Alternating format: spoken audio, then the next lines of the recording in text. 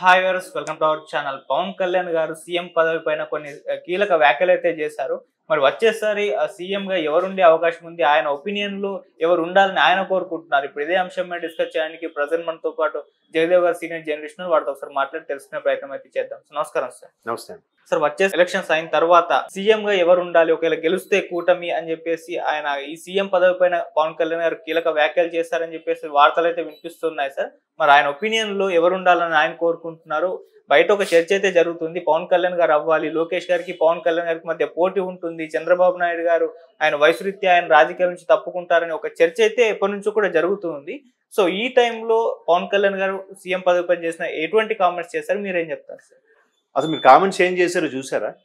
పవన్ కళ్యాణ్ గారు సంచలన కామెంట్స్ చేశారు, థంబ్నెయిల్స్, హెడ్లైన్సే కానీ అసలు ఆయన ఏం చేశారంటే నెక్స్ట్ 10 ఏళ్ళు కూడా చంద్రబాబు గారే సీఎం. అదెవరు వినలేదా?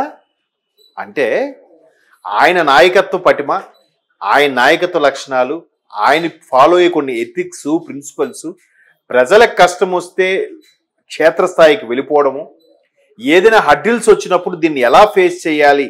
ఆల్రెడీ 14 ఏళ్ళు, ఇప్పుడు 1 సంవత్సరం అయిపోతుంది రేపు మేకి, మళ్ళీ ఇప్పుడు ఒక 5 ఏళ్ళ కంటే 19 ఏళ్ళు పనిచేసే ముఖ్యమంత్రిగా ఉండే అనుభవంకి ఆయన నాయకత్వంలో నడవాలి, తెలుసుకోవాలి మెలకువలు.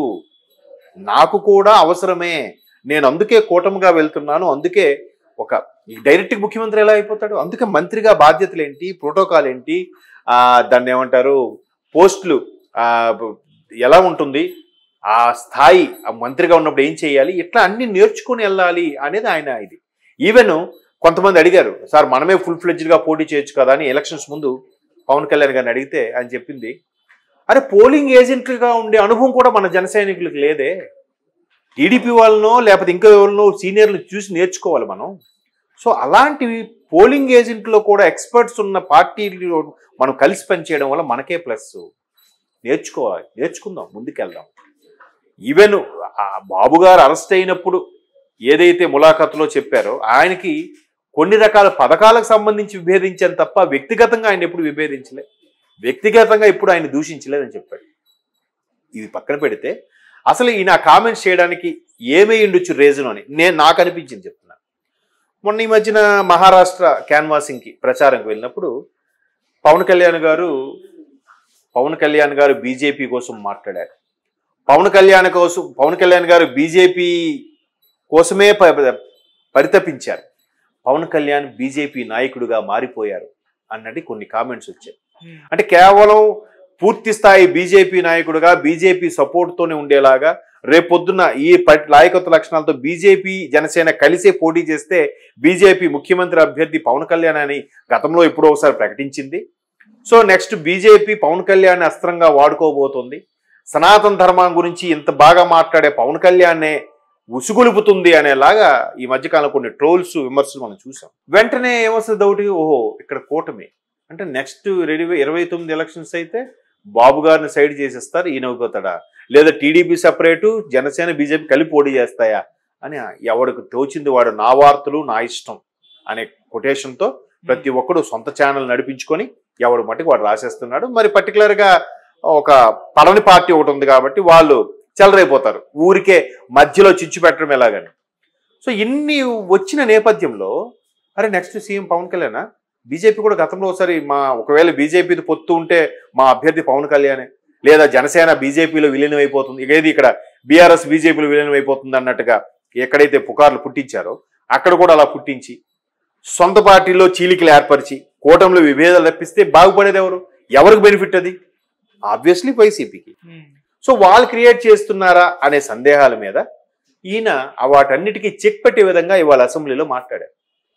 అంతెందుకండి, 2014లో కూడా ఏబిఎన్ రాధాకృష్ణ గారికి ఇచ్చిన ఇంటర్వ్యూలో కూడా ఆయన క్వశ్చన్ అడిగారు, మీరు ఇప్పుడు గెలిచిన తర్వాత అక్కడ బీహార్లో అప్పటికి అఖిలేష్ యాదవ్, ములాయం సింగ్ యాదవ్ అబ్బాయి, ఆయన తప్పుకొని అఖిలేష్ యాదవ్కి సీఎం చేశారు కదా, ఇక్కడ మీరు తప్పుకొని లోకేష్ చేస్తారంటే ఏం మాట్లాడుతా, మీరు నాకు వయసు అయిపోయింది అనుకుంటున్నారా, ఆ చేవ లేదనుకుంటున్నారా, నేను చేస్తానని.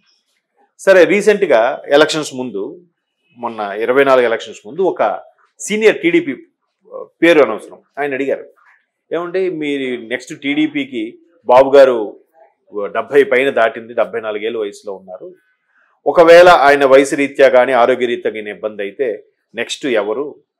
నందమూరి ఫ్యామిలీ నుంచి కొంతమంది వస్తే వాళ్ళకి కేటాయిస్తారా, లేదంటే ఇక్కడే లోకేష్ గారు ఉన్నారు వీళ్ళకి కేటాయిస్తారంటే ఆయన ఒకటే అన్నారు. ఏం మాట్లాడుతున్నారు మీరు? ఆయనకు ఇదైపోయింది అనుకున్నారా? మొన్న ఎలక్షన్ క్యాన్వాసింగ్లో 73 ఏళ్ళ వయసులో కూడా ఆయన ల్యాడర్ ఎక్కి వెహికల్ పైకెక్కి ప్రచారం చేశాడు. మొన్న విజయవాడ వరదలు వచ్చినప్పుడు ఆ తర్వాత జరిగిన వేటను అప్పటికి జరగలేదు. నేను చెప్తున్నాను, విజయవాడ వరదల్లో కూడా చూడండి క్షేత్రస్థాయికి వెళ్ళాడు. ఆఖరికి ఆ గండి ఎక్కడ కొట్టింది, ఆ బ్రిడ్జికి వెళ్తే అక్కడ కరెక్ట్గా ట్రైన్ వచ్చేసింది. వచ్చినప్పుడు ఎడ్జిలో అలా నిలబడ్డా, ట్రైన్ అలా వెళ్ళిందా? త్రుటిలో తప్పిన ప్రమాదం కూడా వేశారా? మనం ఆ విజువల్ కూడా చూసామా? మరి అంత డేరింగ్గా ఆ వయసులో వెళ్ళిపోతున్నప్పుడు ఇంకా ఆయనలో సత్తువు అనుకుంటున్నారా? కాదు కదా. సో ఆయన ఎట్లాంటి హర్డిల్స్కి ఎలా ఫేస్ చేశాడు? ఇంకోటి ఏంటంటే ఆయన కొద్దిగా మీడియా అన్న, ఎథిక్స్ అన్న, సొసైటీ అన్న కొంచెం నిబద్ధతగా ఉంటాడు. ఈ రోజుకి కూడా ఏం మాట్లాడినా పర్వాలేదు, నేనేం మాట్లాడినా నన్ను ఎవడు పీకేది లేదు, ఏ మీడియా ఏం రాసుకొని నాకేం సంబంధం లేదు అనుకునే తత్వం కాదు. కోర్స్ ఆయనకి సపోర్ట్ చేసే ఛానల్ ఒక 4-5 ఉన్నా నచ్చినట్టు మాట్లాడొచ్చు కదా, బూతులు మాట్లాడొచ్చు కదా, ఫ్యామిలీ గురించి మాట్లాడొచ్చు కదా, పర్సనల్ లైఫ్లోకి వెళ్ళిపోవచ్చు కదా.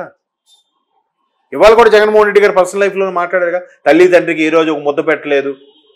ముద్ద పెట్టకుండే నారావారిపల్లి ఇవన్నీ బయటకు వస్తున్నాయి పేర్లు, చెప్పండి.